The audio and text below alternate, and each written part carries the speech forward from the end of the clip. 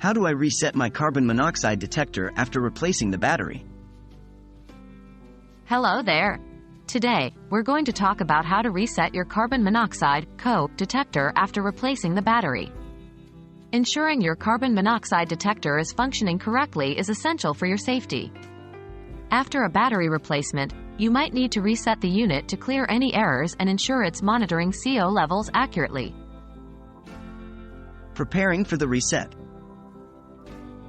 Before proceeding with the reset, make sure that your replacement battery is fresh and is of the correct type. Each model of detector may require a specific type of battery, so please refer to your user manual. Locating the reset button. Every CO detector model has a reset button, but its location varies. You can typically find it on the front or side of the device.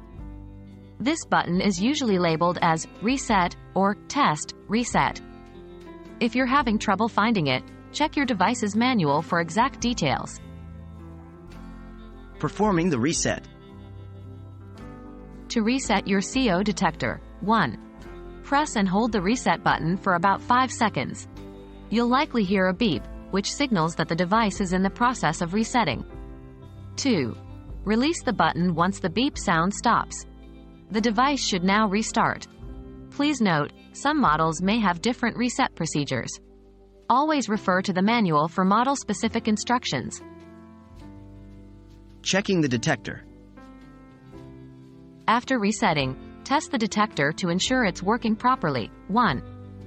Press the Test button. This may be the same as your Reset button. 2. The alarm should sound for a few seconds before silencing itself.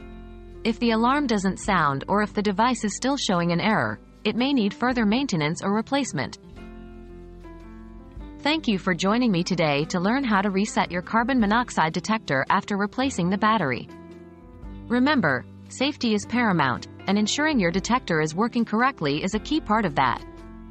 I hope you found this guide useful. Stay safe.